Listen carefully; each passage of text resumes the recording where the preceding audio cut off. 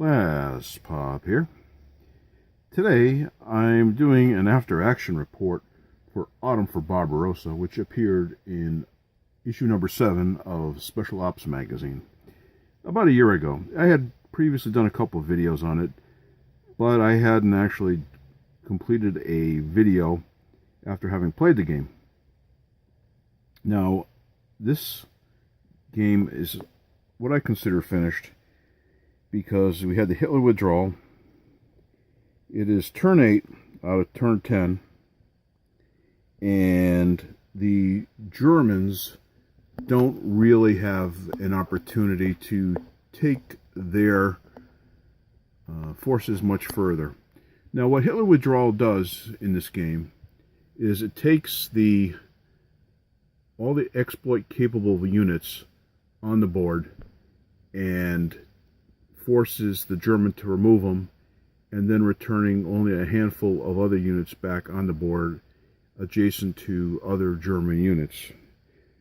It does allow for the Germans to redeploy their forces fairly effectively. But at this point, the Soviets have 26 victory points, which is a Soviet marginal victory, if I recall correctly. For the Germans to bring it down to a stalemate or a historical tie, which was the historical result in this game, would involve capturing one or more sites where I have these little white tile markers. And so, I mean, if I captured this one, captured Yeltnia, there's another 2, and maybe capture this one, I'd get a historical tie. Or I could possibly take this town for another point. Very difficult with the amount of German forces that I in fact have remaining. Fairly limited. And that's what's allowed to be deployed by the Germans after the Hitler withdrawal. So, it was an enjoyable game. The Germans were able to take Smolensk, which are these 2 hexes here, on turn 7. But it was challenging. Fortunately, I had some infantry support, which helped a fair bit. One of the interesting things was turns 3 and 4. I was a little surprised how well the Soviets roared back and did some counterattacks. So much so that we had a serious battle on this board that I was not expecting. It was very good. Being an old Panzer Group Guderian player, I found that that game tended to not allow for the Soviets to attack too much. Here, the Soviets went toe-to-toe in a number of places with the Germans, thanks to a combination of air power, the Germans overextending, trying to gather ground to try to win a game. Now, in terms of the actual losses by the end of the game, that pile right there of German gray units is the dead pile. Here's the Soviet dead pile. I mean, there's a lot of dead units. And then here is the German withdrawal forces. So, it was a great battle. It was intense. Germans opened up with a lot of overruns. What really makes a big difference in this game is the rounding rule. Because if you have a half or more, so say for instance you're attacking with 15 and the defender's defending with 10, attacking with 15, defender 10, that would normally be rounded down in most games to a 1-to-1. In this game, it's rounded up, or it's rounded to the nearest, actually. So that becomes a 2-to-1. It's advantageous in this game, generally speaking, to attack at 2-to-1. And it's not difficult to get a 2-to-1 odds, whether it's the Germans or the Soviets. So it's definitely advantageous to attack or counterattack to hold a position, because just sitting there idly by does not carry the water at the end of the day. So the Soviets, like I said, came back roaring on turns 3 and 4 and did a wonderful job of carving up some German units. Surprised me. But it's nice to see that people in this game can have a chance to both attack and defend.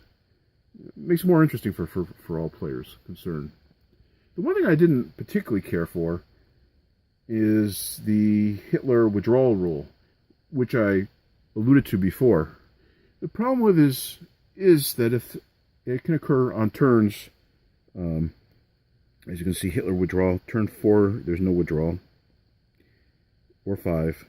But on 6, it's a 1 or 2. Turn 7 is a 1 through 4. And it's automatic on turn 8. And so the Germans, fortunately, from that perspective, had the full 8 turns, or actually 7 turns, because the extra forces disappear at the start of turn 8. So the Germans had them for the majority of their forces available for as long as they were going to have them. I'd be hard-pressed to want to play this game if I got to turn 6 and had to roll in the withdrawal table on a 1 or 2. I mean, it's like a 1/3 of a chance rolling 1 or 2 on a d6 and taking away the German forces. It declaws the Germans for the most part. So much so that the way this game seems to be balanced, you're going to find that it isn't much of a game if it happens on turn 6 for the Germans. My suggestion going forward for those people out there that are interested in playing this game is maybe using the Hitler withdrawal table, but using a variant to that, in that maybe on turn 7 you roll a 1 to 4 and the withdrawal occurs. On turn 8 it's automatic. Turn 6 you don't roll. Might lead for a more balanced game, because as it is, basically the German forces, no matter where they are that are mechanized, just disappear off the board and go to the withdrawal pile. Not much that a player can do at all to mitigate that problem, to do something that allows them to have the forces longer. It's an act of God. It's a random event. It's, and I like randomness in my games. And for, having played a couple games now, yeah, it's kind of fun, but in a competitive environment where, you're getting together with a buddy and you're going to play this game over a couple sessions, I probably played maybe about 4 hours here, maybe 5. And you'll get that far into the game and it comes down to a die roll. Balance-wise, I'm not a big fan. Good game, don't get me wrong. It's a lot of fun, and I've really enjoyed it. And quite frankly, it's a quibble. But I would suggest using that optional role if you're deciding you want to play a competitive game against a buddy. The withdrawal rule does lead to gamey tactics, because I noticed that when I got to turn 7 and I didn't have the withdrawal, I knew it was going to happen on turn 8. So I went balls to the wall with the German panzer forces, knowing that the next turn they were going to be gone.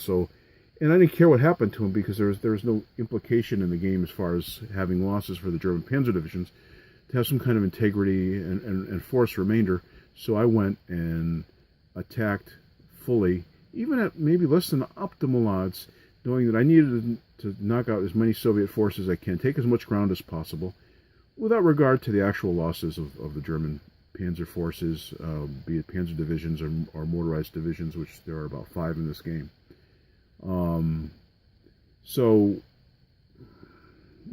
as in any game, it's a game, and you're going to have gamey tactics, and they're legitimate within the scope of the game. If you're looking for a simulation, maybe, you would be interested in the newly released Smolensk game, part of the Operational Combat series that Multiman has just released. From my perspective, this is a nice playable game that I can put down on my table and play fairly quickly and enjoy, and get a sense fair, fairly well of the wheeling of the German Panzer Division's Panzer Pusher type game. Very enjoyable. The graphics are nice.